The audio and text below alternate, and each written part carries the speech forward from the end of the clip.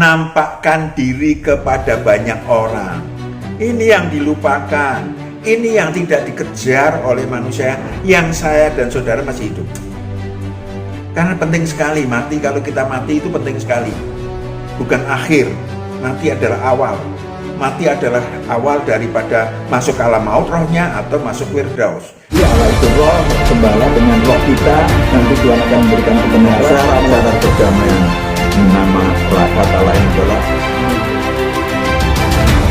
Shalom saudaraku yang terkasih, kita jumpa lagi pada hari ini merayakan Paskah di mana-mana.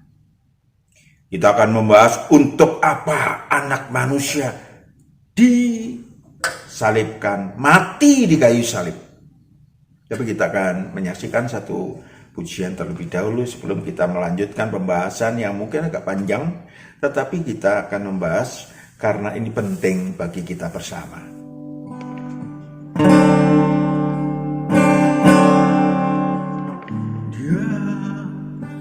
Yesus telah mati bagiku, ya Tuhan, selamatkan hidupku. Bagi Dia pujianku tak dapat ku balas kasihnya. Dia angkatku jadi anaknya, beri damai di dalam hidupku. Bagi Dia sembahku, hanya Dia segalanya bagiku.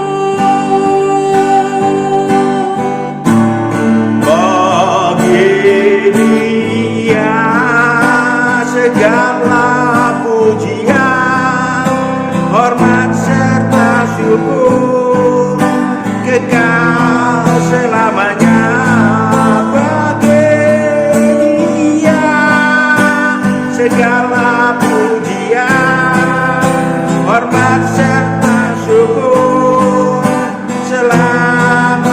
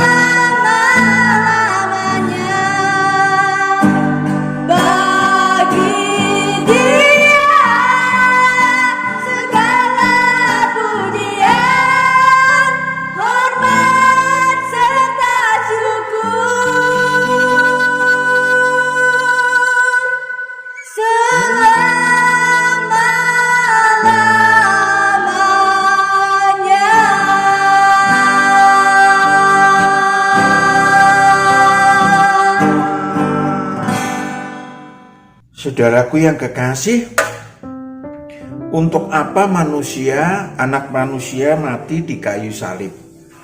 Ya kan? Padahal seharusnya ya dia itu adalah Tuhan, harusnya ya bisa menghindari dong.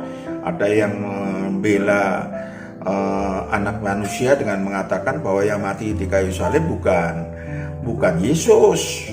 Allah mau menggantikannya. Boleh-boleh saja, silakan aja berpendapat untuk membela. Kita harus menghormati, membela anak manusia, tetapi perhatikan kebenaran ilahinya, ya kan? Makna Paskah bagi pengikut Kristus adalah memperingati kebangkitan Yesus Kristus setelah kematiannya di kayu salib.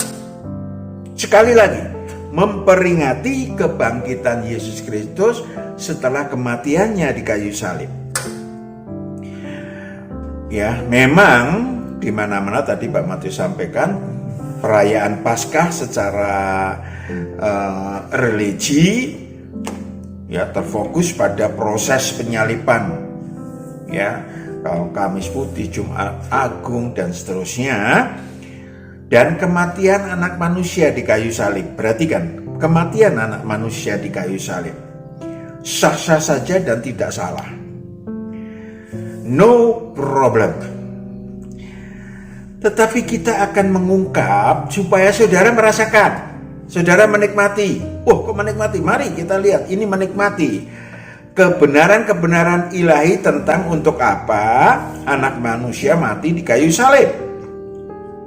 Yang pertama, memproklamirkan diri bahwa rohnya hidup, tidak ikut mati seperti tubuh alamiahnya. Ini yang paling penting. Walau tubuh alamiahnya benar-benar mati, yes, ya, bukan pura-pura mati apa digantikan oleh manusia lain. Kematiannya di kayu salib dengan proses panjang, menyakitkan, membuktikan bahwa iblis ada di belakang kematian anak manusia. Sudah Pak Matius sampaikan dalam YouTube yang lain bahwa si bayi Yesus secara ilahi direbut dari Bunda Maria yang luar biasa, ya kan? Terus secara jasmani lahir di kandang domba, ya kemudian ya kalau kemudian dibawa ke Mesir, diselamatkan, lalu Herodes membunuh anak-anak kecil. Ya, saudaraku yang kekasih, yang seusia, yang diperkirakan seusia anak laki-laki, bunuhin semua. Kemudian dia memakai Yudas Iskariot. Lukas 22 ayat 3, memakai Yudas Iskariot. Lukas 22 ayat 3, maka masuklah iblis ke dalam Yudas yang bernama Iskariot, seorang dari ke-12 murid itu. Yes, seorang dari ke-12 murid Tuhan itu. Masih banyak ayat-ayatnya yang lain, tetap kita pemahaman aja itu. Serta imam-imam kepala, tua-tua, dan pengawal bait Allah. Ya, ayat 4-6. Lukas 22 ayat 4-6, lalu pergilah Yudas kepada imam-imam kepala dan kepala-kepala pengawal bait Allah dan berunding dengan mereka bagaimana ia dapat menyerahkan Yesus kepada mereka. Yes, lanjut. Mereka sangat gembira dan bermufakat untuk memberikan sejumlah uang kepadanya. Kepada Yudas Iskariot, dan Ia menyetujuinya, dan mulai dari waktu itu ia mencari kesempatan yang baik untuk menyerahkan Yesus kepada mereka tanpa setahu orang banyak. iya, sebetulnya motivasi bahwa Yudas Iskariot karena butuh uang, ya memang. Tetapi kalau dilihat kalimat tadi bahwa dia mau diperintah oleh iblis, mau ya. Jadi jangan iblis tok yang disalah, iblis salah, tetapi Yudas ikut salah juga, imam-imam kepala dan pengawal bait Allah. Ayat 6, Ia menyetujuinya, dan mulai dari waktu itu ia mencari kesempatan yang baik untuk menyerahkan Yesus kepada mereka tanpa setahu orang banyak. tua-tua itu, imam-imam kepala kok bisa ya Pak? Orang beragama hebat Pak, kok bisa? Itu telah dibina iblis sejak lama. Yohanes 8 ayat 44, telah dibina iblis sejak lama. Yohanes 8 ayat 44, iblislah yang menjadi bapamu, dan kamu ingin melakukan keinginan-keinginan bapamu. Yes. Iblislah yang menjadi bapamu. Lanjut. Ia adalah pembunuh manusia sejak semula dan tidak hidup dalam kebenaran. Tidak hidup dalam kebenaran, dan Sebab di dalam dia tidak ada kebenaran. saudaraku yang kekasih, B, proses kematian anak manusia di kayu salib untuk meluruskan disaksikan oleh ribuan orang. Sehingga tubuh alamiah manusia Yesus benar-benar mati. Ya, benar-benar mati. Allah pun tidak menggantikan kematian anak manusia dengan manusia lain. Loh, kenapa Pak? Karena hal itu sesuai dengan kehendaknya. Maka Yesus pun, manusia Yesus pun mengatakan, waduh, ketakutan, ngeri, dan seterusnya. Sehingga dia berdoa kalau bisa cawan itu berlalu sampai 3 kali. Tapi Allah berkehendak no. Lalu Yesus mengatakan, yes, kalau engkau berkehendak, maka aku laksanakan. Jadi itu kehendak Allah untuk mati di kayu salib. Bukan karena Allah tidak mampu, Yesus tidak bisa. Nanti akan dilihat kenapa gitu loh. Ya, kenapa? Walau tubuh alamiah anak manusia mati, tetapi rohnya hidup, lalu turun ke alam maut selama 3 hari, ya, untuk memberitakan Injil Kerajaan Allah kepada roh-roh yang menghuni alam kubur atau alam maut tersebut. Ya, kemudian mereka yang percaya diberitakan 3 hari 3 malam itu diberitakan. Mereka yang percaya kemudian dibawa bangkit dari antara orang mati. Itu kebangkitan pertama, itu yang penting bagi setiap manusia. Jadi kebangkitannya bukan Taurat lagi. Kalau Taurat kebangkitannya setelah penghakiman kelak, setelah kiamat. Kebangkitan anak manusia yang ikut seperti kebangkitan pada waktu pemberitaan Injil Wahyu 20 ayat 5 sampai 6. Wahyu 20 ayat 5 sampai 6. Tetapi orang-orang mati yang lain tidak bangkit sebelum berakhir. Ayat 4 dulu deh. Wahyu 20 ayat 4. Lalu aku melihat takhta-takhta dan orang-orang yang duduk di atasnya. Kepada mereka diserahkan kuasa untuk menghakimi. Aku juga melihat jiwa-jiwa mereka yang telah dipenggal kepalanya karena kesaksian tentang Yesus dan karena firman Allah, yang tidak menyembah binatang itu dan patungnya, dan yang tidak juga menerima tandanya pada dahi dan tangan mereka, dan mereka hidup kembali. Mereka hidup kembali Dan memerintah sebagai raja bersama-sama dengan Kristus untuk masa 1000 tahun. Yes. Mereka dibawa ke Firdaus. Tetapi sebelum sampai ke Firdaus, roh anak manusia yang hidup tadi membuktikan kebangkitan pertama. Halo? Yakni dengan membawa roh-roh tadi, menampakkan diri kepada orang banyak.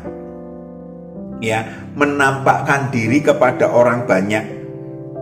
Ya, maka terjadi peristiwa luar biasa. Matius 27 ayat 51 sampai 53. Matius 27 ayat 51 sampai 53. Dan lihatlah, tabir bait suci terbelah 2 dari atas sampai ke bawah, dan terjadilah gempa bumi, dan bukit-bukit batu terbelah. Lanjut. Dan kuburan-kuburan terbuka. Kuburan-kuburan terbuka. Dan banyak orang kudus yang telah meninggal bangkit. Yes, tadi udah dibaca ya, Wahyu 20 ayat 5. Terus. Dan sesudah kebangkitan Yesus, mereka pun keluar dari kubur, lalu masuk ke kota kudus, dan menampakkan diri kepada banyak orang. Menampakkan diri kepada banyak orang.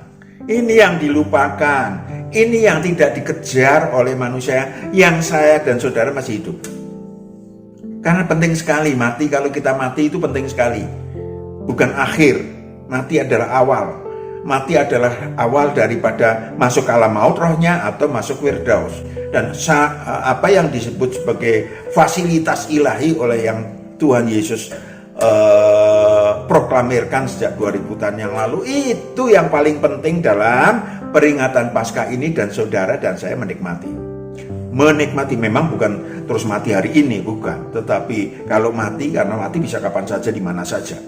Tetapi saudaraku yang kekasih, ini yang penting, yaitu kalau mati, saya dan saudara mati, nggak usah bareng-bareng ya. kalau saya mati atau saudara mati, maka rohnya itu masuk ke Firdaus. Amin. Itu. Saudaraku yang kekasih, dia menampakkan diri lebih dari 500 orang. Banyak orang, 500 orang lebih. Lalu pada waktu bangkit dari antara orang mati, Yesus juga kerja selain memberitakan Injil bersama roh-roh yang akan dibawa ke Firdaus, juga mendelegasikan wewenang ilahi. Mendelegasikan wewenang ilahi ini sangat penting, karena itu adalah kontinuitas dari kerja ilahi Sang Kristus. Yohanes 20 ayat 21 sampai 23. Perhatikan baik-baik. Ini fasilitas yang membawa saya dan saudara pada tahun 2000 ini. Halo? 2000 tahun yang lalu, setelah 2000 tahun yang lalu, apakah berhenti? Banyak orang memberitakan itu berhenti. No. Ada pendelegasian wewenang ilahi. Delegation of divine authority. Lanjut. Yohanes 20 ayat 21 sampai 23. Maka kata Yesus sekali lagi, damai sejahtera bagi kamu, sama seperti Bapa mengutus aku, demikian juga sekarang aku mengutus kamu. Yes, aku sekarang mengutus kamu, murid-murid Tuhan, dan seterusnya sampai hari ini. Mereka sudah mati pun lanjut mendelegasikan wewenang ilahinya. Lanjut. Dan sesudah berkata demikian, ia mengembusi mereka dan berkata, terimalah Roh Kudus. Terimalah Roh Kudus. Jikalau kamu mengampuni dosa orang, dosanya diampuni. Yes, and that. Dan jikalau kamu menyatakan dosa orang tetap ada, dosanya tetap ada. Yes, bukan saudara sebagai manusia ya. Saudara dipimpin Roh Kudus untuk pelayanan, menjadi membawa, atau saya pakai istilah lahir baru ilahi, dengan pengampunan dosa dan penyucian dari yang jahat.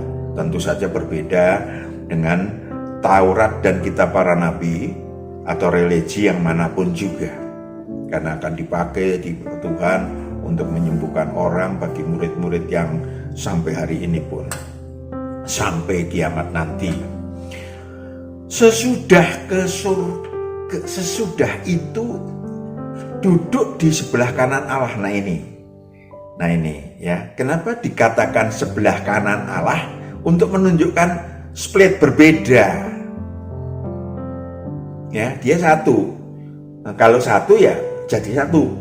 Tetapi ini di sebelah kanan Allah. Sehingga kebenaran ilahi selanjutnya adalah Dia, Allah Bapa, ada di surga kekal, yang di kanan Yesus ada di Firdaus, surga tingkat 3. Ya, ingat, bukan di sebelah kanan Allah terus di surga kekal, tidak, ada di Firdaus, karena memang pekerjaannya untuk menggembleng, mengajar anak-anak, calon anak-anak Allah, ya dari Firdaus. Buktinya Pak? Buktinya murid-murid Tuhan kemudian dipimpin oleh sang anak Allah. Markus 16 ayat 20. Markus 16 ayat 20. Mereka pun pergilah memberitakan Injil ke segala penjuru, dan Tuhan turut bekerja dan meneguhkan firman itu. Tuhan turut bekerja dari Firdaus dan meneguhkan firman itu dengan tanda-tanda yang menyertainya. Yes. Saudaraku yang kekasih, Dia ada di Firdaus, mengelola seluruh malaikat terang, ya, dari Firdaus, surga tingkat 3, di mana saudaraku yang kekasih, saya dan saudara menikmati pimpinan Tuhan itu karena masih di bumi ya, bukan di bumi yang kita tempatin, tapi di Firdaus itu masih areal bumi ya, bukan di surga kekal, bukan. Dan Dia bergelar ilahi, saya pakai kata bergelar ilahi supaya saudara tahu bahwa Dia adalah Sang Anak Domba yang sekarang, saya pakai kata yang sekarang. Wahyu 1 ayat 16. Wahyu 1 ayat 16. Dan di tangan kanannya ia memegang 7 bintang. Yes, memegang 7 bintang, yakni apa yang disebut sebagai malaikat-malaikat terang. Dan dari mulutnya keluar sebilah pedang tajam bermata 2. Yes, lanjut. Dan wajahnya bersinar-sinar bagaikan matahari yang terik. Yes, lanjut. Ketika aku melihat dia, Yohanes anak Zebedeus melihat dia. tersungkurlah aku di depan kakinya, sama seperti orang yang mati. Tetapi ia meletakkan tangan kanannya di atasku, lalu berkata, jangan takut. Jangan takut. Aku adalah yang awal Aku adalah yang awal, dan yang akhir yang akhir, dan yang hidup. yang hidup. Aku telah mati. Aku telah mati. Jadi tubuh alamiahnya mati. Rohnya yaitu. Ini bukan yang lain lagi itu, yaitu. Dan Namun lihatlah, aku hidup sampai selama-lamanya, dan aku memegang segala kunci maut. aku memegang segala kunci maut yang tadinya juga dipegang oleh iblis, tapi udah dikalahkan karena iblis masuk ke jurang maut Dan kerajaan maut. dan kerajaan maut. Itu paling penting bagi saudara dan saya untuk merayakan Paskah itu, yaitu memegang dia. Bukan kematiannya aja, tetapi kehidupannya. Oke? Kehidupannya. Supaya apa? Supaya saudara rohnya terlepas supaya kita rohnya terlepas dari kerajaan maut. Dan tubuh alamiah kita, nasib buruk kita terlepas dari maut. Itu. Saudaraku yang kekasih, kenapa, untuk apa anak manusia mati di kayu salib? 2, untuk mengalahkan iblis dan Satan. Sehingga keduanya dihukum di jurang maut selama 1000 tahun. Ya. Wahyu 20 ayat 1-3, saudara baca sendiri supaya paham. Dengan keberadaan Lucifer di jurang maut, dia tidak bisa menyesatkan bangsa-bangsa selama 1000 tahun ilahi. Karena ternyata 2000 tahun saudaraku jasmani. Namun tatkala Satan yang dikeluarkan dari jurang maut, Satan kan iblis dan Satan. Ya, tapi baca deh, kita baca Wahyu 20 ayat 1-3. Wahyu 20 ayat 1-3. Lalu aku melihat seorang malaikat turun dari sorga, memegang anak kunci jurang maut. Memegang anak kunci jurang maut. Dan suatu rantai besar di tangannya. Ia menangkap naga, si ular tua itu, yaitu iblis dan Satan. Lanjut, iblis dan Satan. Lanjut. Dan ia mengikatnya 1000 tahun lamanya, lalu melemparkannya ke dalam jurang maut, dan menutup jurang maut itu, dan memeteraikannya di atasnya, supaya ia jangan lagi menyesatkan bangsa-bangsa sebelum berakhir masa 1000 tahun itu. Yes. Dan ketika kok beda Pak? Ternyata anak buahnya yang namanya binatang yang keluar dari dalam laut, yaitu Satan tadi, kemudian dilepaskan terlebih dahulu. Kan dosanya lebih sedikit dibanding dia, perannya lebih sedikit dibanding Lucifer, saudaraku. Maka Lucifer mendelegasikan wewenang metafisis, wewenang metafisis kepada Satan yang disebut sebagai binatang yang keluar dari dalam laut untuk melanjutkan misi visi mautnya. Ya, Wahyu 13 ayat 10. Ayat 1-10 ya, tapi ayat 10 aja. Lanjut. Wahyu 13 ayat 10. Barang siapa ditentukan untuk ditawan, ia akan ditawan. Barang siapa ditentukan untuk dibunuh dengan pedang, ia harus dibunuh dengan pedang. Wow, mengerikan. Tetapi kalau saudara sudah terlepas dari kerajaan maut dan alam maut, maka saudaraku akan terlindung dari binatang yang keluar dari dalam laut maupun Lucifer. 3. Memproklamirkan kebangkitan pertama dari antara orang mati. Sudah dibahas tadi ya dalam ayat 1, di mana manusia-manusia yang percaya kepada yang awal dan yang akhir dan yang hidup akan dilepaskan dari maut dan kerajaan maut, dibebaskan Sang Kristus dari hukum dosa dan hukum maut, Saudaraku yang kekasih, diampuni dosanya, disucikan dari yang jahat oleh anak Allah yang awal, yang akhir, dan yang hidup. Ya, surat hutang pun dilunasin sehingga nasib saudara terlepas dari hukum dosa dan hukum maut. Manusia-manusia yang tetap bersekutu. Perhatikan baik-baik. Dengan Kristus kalau meninggal, ini kebangkitan pertama. Rohnya langsung bangkit dari antara orang mati.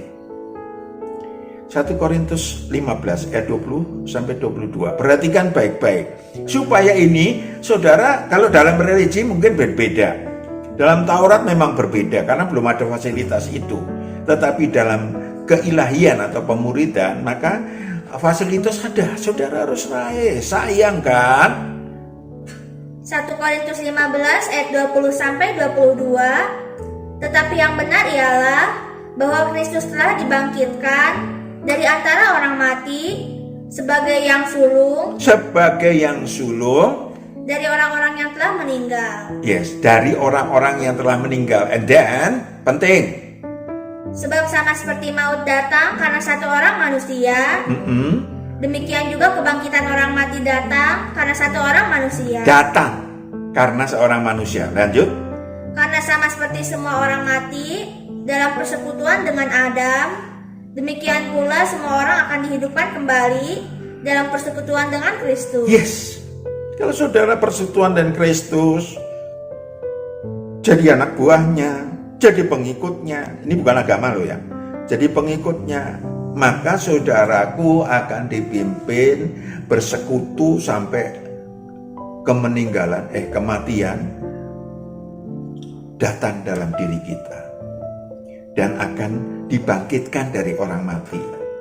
Itu kebangkitan pertama. Yang banyak yang tidak dianut bahkan oleh orang-orang yang berreligi terbentuk pada saat setelah Yesus memberitakan. Saya tidak mempengaruhi siapapun, menghakimi siapapun, bukan tugas saya, bukan hak saya, tetapi tugas saya adalah memberitakan Injil, memberitakan Paskah, yakni pengikut Kristus adalah memperingati kebangkitan Yesus Kristus setelah kematiannya. Dan itu fasilitas, itu kereta api ilahi yang saudara harus naikin kalau meninggal. Tetapi mulai naikin pesan karcisnya dari sekarang. Karena kita nggak tahu kapan mati, ya kan? Pesan karcisnya dengan bertobat total, percaya kepada yang awal dan yang akhir, dan seterusnya. Amin. Ada di YouTube Pak Matius sudah ada.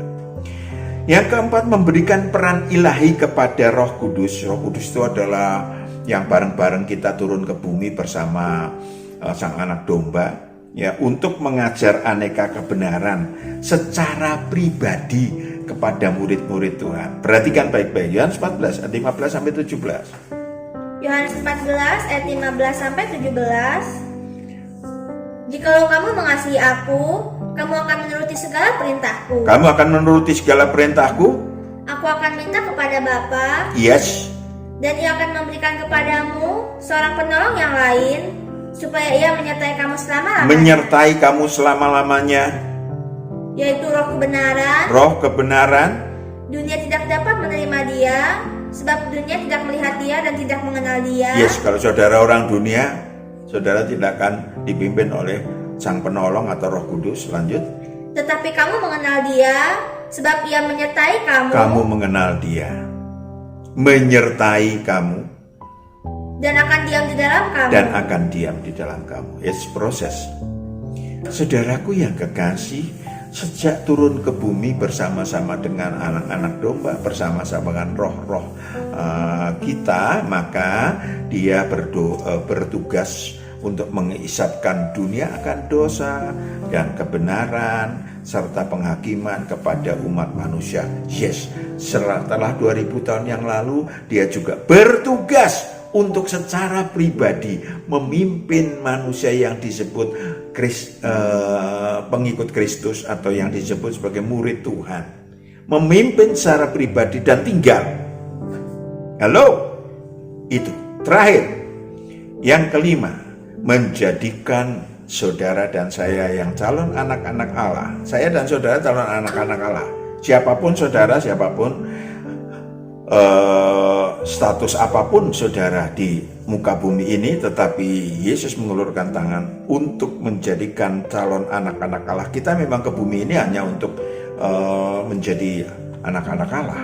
Tadinya ciptaan, kemudian supaya apa? Kaya ilahi, produktif ilahi, berprestasi ilahi, berpangkat ilahi. Wow.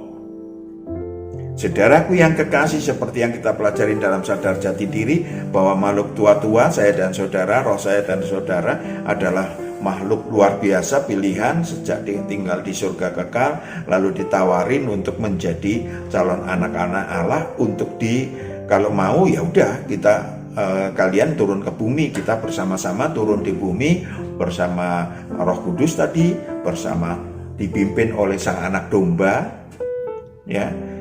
Sang anak domba, jadi sang anak domba itu bukan milik agama tertentu ya. Halo, bukan milik kita semua, bos kita semua. Sejak turun ke bumi itu menjadi bos kita. Yang menciptakan bumi, melaksanakan penciptaan bumi juga Dia. Ya, kalau Allah ada di surga kekal, Allah Bapa ada di surga kekal. Maka saudaraku yang kekasih, saudara harus mengingat bahwa saya dan saudara itu roh yang hebat. Lebih hebat lagi karena saya dan saudara berani turun ke bumi untuk berjuang menjadi anak-anak Allah. Untuk apa? Untuk nanti kalau pulang saudara memiliki status ilahi, menjadi imam-imam Allah yang maha tinggi, dan menjadi apa yang disebut sebagai raja-raja ilahi, memerintah aneka ciptaan Allah yang bermiliar anekanya dan jumlahnya bertriliun-triliun. Sepertiganya saja dari makhluk, sepertiga dari 3 makhluk aja yang dibawa Lucifer aja banyaknya seperti pasir di laut. Maka saudaraku yang kekasih, masih banyak sebetulnya, tapi cukup 5 saja. Ya, saya dan saudara adalah manusia-manusia yang diberi kesempatan untuk memahami apa yang disebut kebenaran ilahi tentang Paskah. Mari berbondong-bondong yang belum menikmati. Ya, Allah yang hidup, yang awal, yang akhir, dan yang hidup. Dalam yang diproklamirkan Tuhan Yesus adalah ketika jadikanlah seluruh bangsa muridku, baptislah, masukkanlah kehidupannya, bukan upacaranya ya, kehidupannya di dalam Allah Bapa, Allah Anak, dan Allah Roh Kudus. Sehingga saudara yang sedang berjuang di bumi ini untuk menggapai menjadi calon anak-anak Allah, maka saudaraku yang kekasih akan berproduktif ilahi, berprestasi ilahi, berpangkat ilahi, kaya,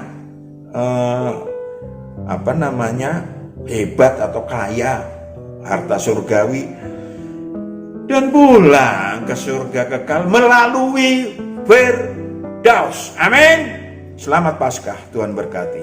Kita berdoa. Bapa di surga, anak-anakmu yang mendengarkan kebenaran ini, YouTube ilahi ini, Engkau yang berkati agar mereka boleh berbondong-bondong datang kepadamu, ikut Engkau secara pribadi. Terima kasih Bapa, dalam nama Yesus Kristus kami telah berdoa dan mengucap syukur. Haleluya. Amin. Tuhan berkati. Shalom.